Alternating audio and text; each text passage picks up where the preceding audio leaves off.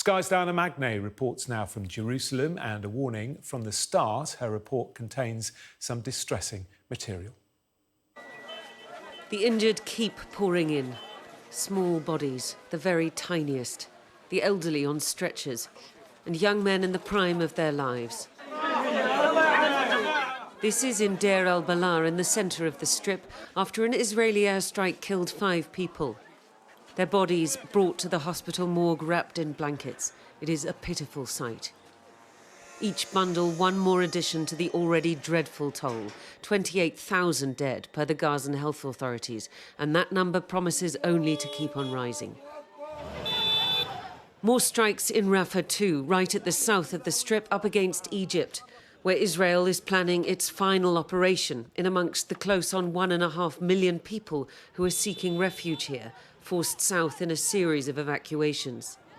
It is the army, Israel says, which must come up with another evacuation plan before they move in on 4 Hamas battalions, which are supposedly holed up here.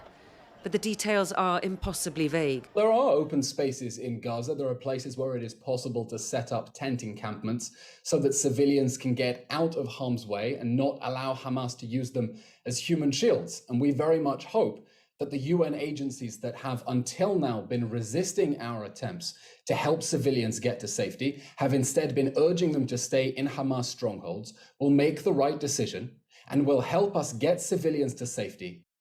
A terrible tale emerging this Saturday of 6-year-old Hind Rajab, missing for 12 days since she made this desperate plea for help in a car on her own in Gaza City, surrounded by the bodies of her relatives who were shot before her eyes.